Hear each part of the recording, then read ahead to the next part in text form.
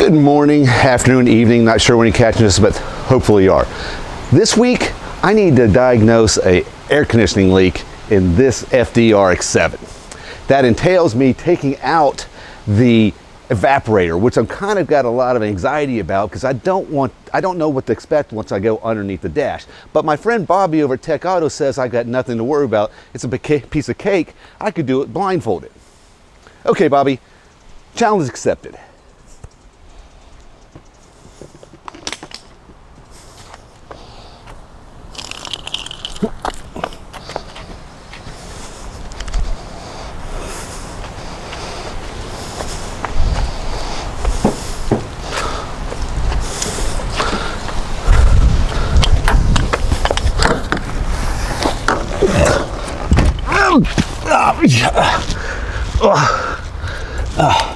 What's this?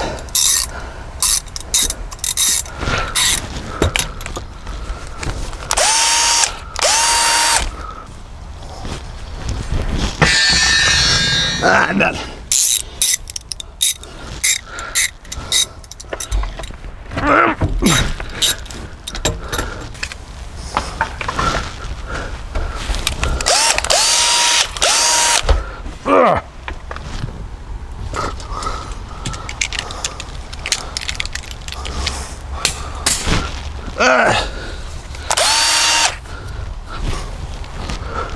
Aha! Got it!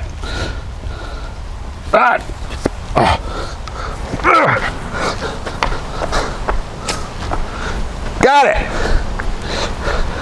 Ah, crap! Ah, double crap! Give it a banjo.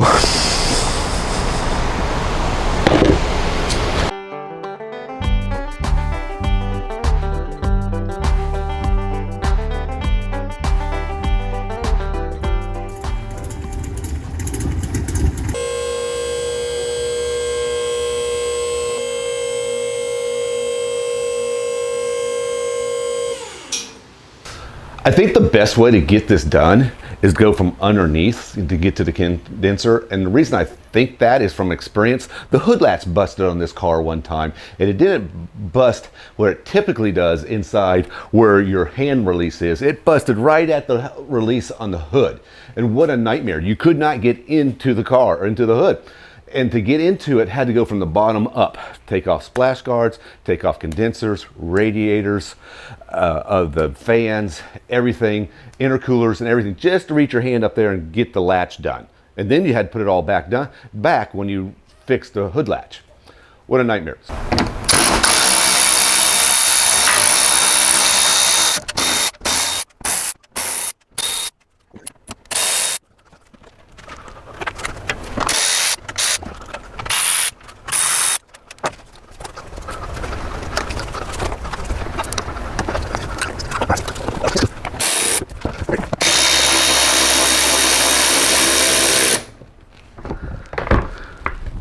Now that the splash guard's down, I'm going to take, and I'm going to show you right here, hopefully you can see this 10mm bolt, this 10mm bolt, and then I'm going to move over here, and this 10mm bolt, this 10mm bolt, and then disconnect the lines. This is 17mm, this is an 18mm, this is a 22mm, and this is a 19mm. So we'll get that real quick. Try to get this on the camera as much as I can, but it's relatively simple.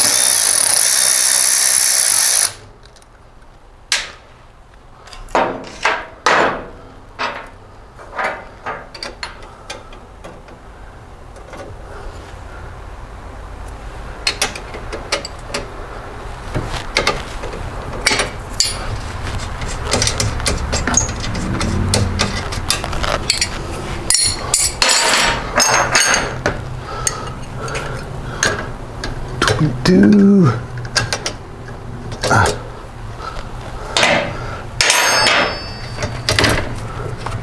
Don't fall on me.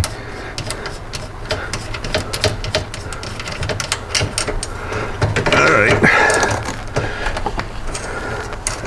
There we go.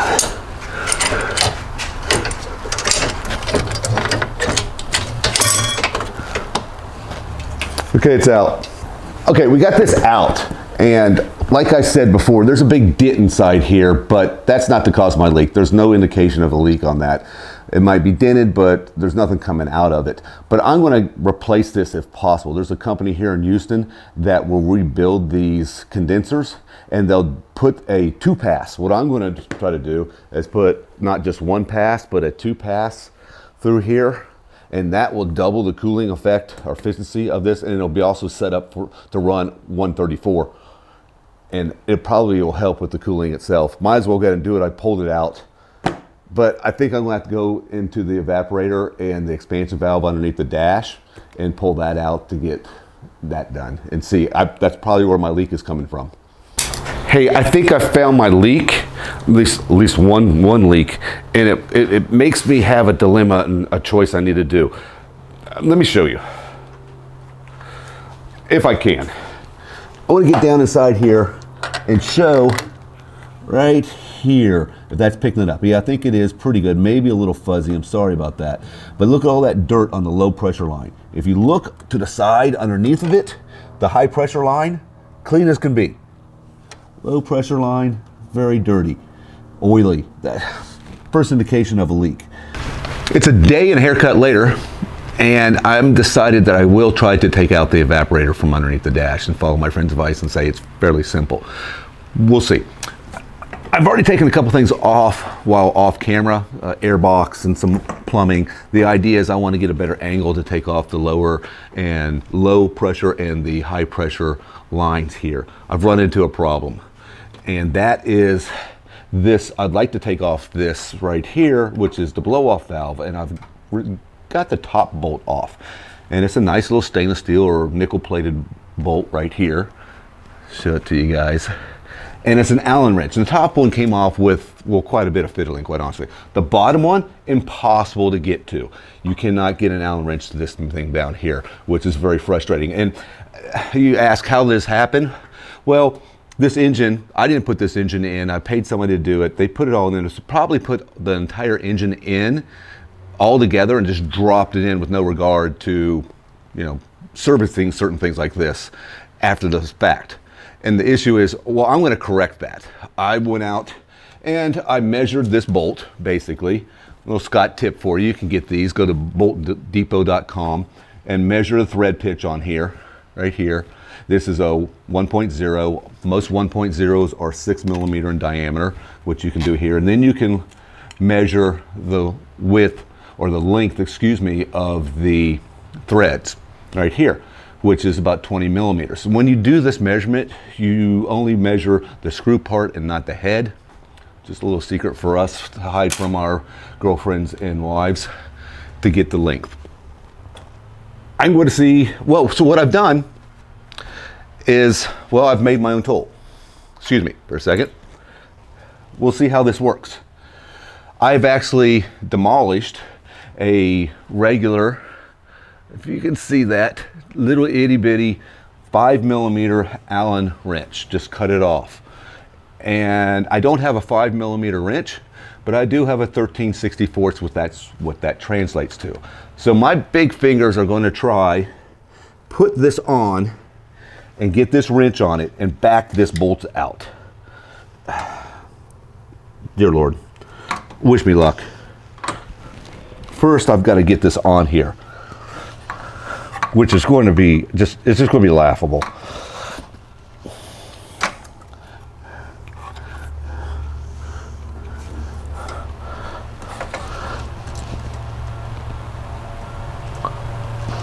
Stay on there, please.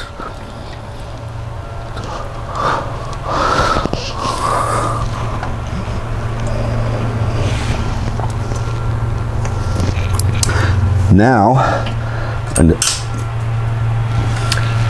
yeah. Okay. see where that went. Ah, here it is. Found it. One more time. Probably 6 or 7 more times, actually.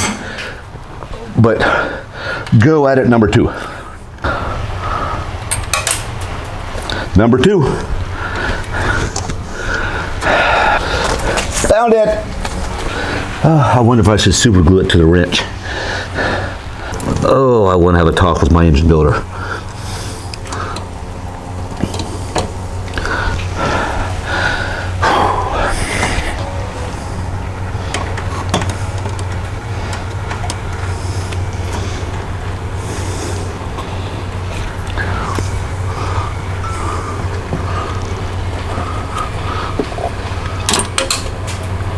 Three.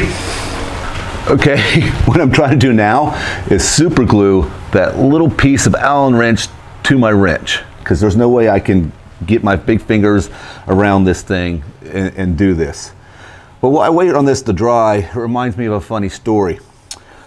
I used to build those little toy models, you know, from Revell and all that stuff. You glue them together and paint them, put the decals on them and everything. It was really cool. That's what I did when I was a little kid. And they always fell apart with that cheap glue over time. So me as a young kid thought, well, why don't I just use super glue? And that way my models will never fall apart. So as I was gluing everything together, and you know, the dexterity of a little kid is not the best, and I got super glue all over myself, and eventually super glued my hands, both of them, to the kitchen table. And now I'm scared because I know I'm in trouble now, because I really can't move my hands off the table. And I know my father's not going to be happy about this. And my dad was upstairs watching TV, and I was in the kitchen. And every once in a while, he'd come down and get a cup of coffee or a beer out of the fridge or whatever he's doing, watching a ball game, and ask me how I was doing. And I said, fine, doing just fine. After about the second or third time, my dad came down and noticed I hadn't made any progress on the model, and I was basically in the same position I was since the last time he came down. And he asked, what's wrong? And I immediately started to cry and said I had super glued my fingers to the table. So for the next several hours, my dad took a little razor blade and so carefully undid my super glued fingers to the table. So hopefully this stuff works. That's not bad. 60 seconds, huh? Yeah, that's about what it took last time. All right, come on now. One more. Ah, yes. Don't lose it. I got it. So my little trick worked. Ruined the tool, but I got hundreds of them. It's not a big deal. And got that off. So again, what I'm going to do is I'm going to go out to boltdepot.com and get a hex bolt, probably a stainless steel or a nickel plated one. So it still looks nice and everything, but for future maintenance and stuff like that, I won't have to worry about, you know, doing that again. So that'll fix that. Just thinking ahead. Now let's think about the evaporator. That's what we have to get out next. I've pressed in right here, opened up the glove box, pressed in these little rubber grommets on the glove box, folded this down. Now I'm going to take these little protective covers off. They got a little plastic bolt here, one of those little plastic little press bolts like that. And then they have one on the other side. Let's see, this slides out now. Yeah, just pull it straight forward. I remember doing this once before when I was investigating the stereo.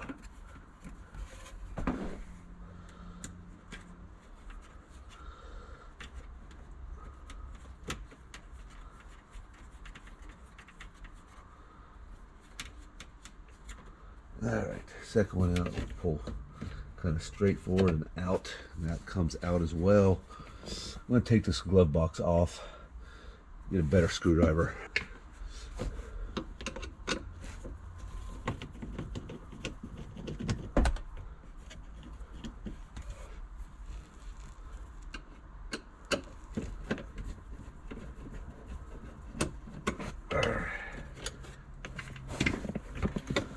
Okay, the box out. Let's get this out of the way.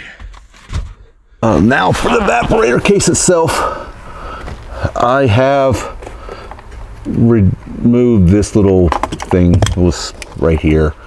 There was a bolt down here. That, I don't know if you can see my finger. Yeah, right down here, 10mm bolt. That wasn't mentioned in the directions. And there's another one, I think, up here. That wasn't mentioned in the directions that I can remember.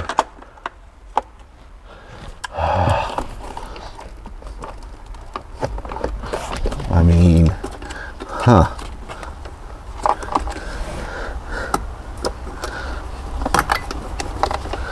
Oh, I better mark those. Hold on. I've marked those real quick. Driver, passenger, side. Don't look that way. I don't want to mix those up. Let's move this out of the way. This, I would say I'd move this out of the way too, but does it really matter? Let me see what's going on in the firewall. Be right back. Looks like the low pressure line's out.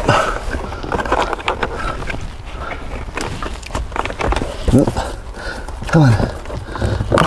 Voila. What do you know? How about that? Something easy on an RX-7. Now a decision has to be made. They make this entire box, right? They still make them, or they're still available, OEM from Mazda. Or you can just get the evaporator. The box all together, $2,700 when I checked.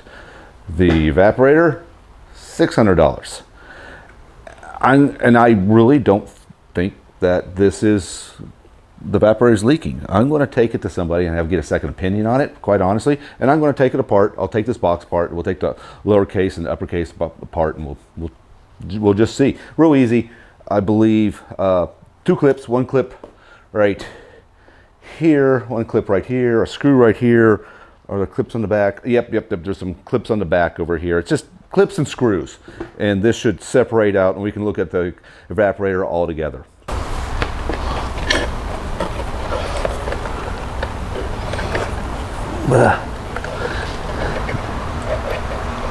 There we go. Uppercase.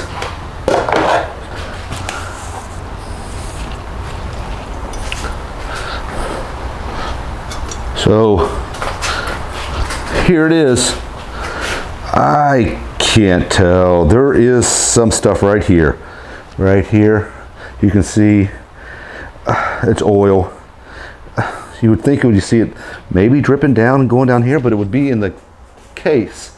And the case is really dry. I don't know. I guess we hook it up to pressure and find out and see if it's leaking.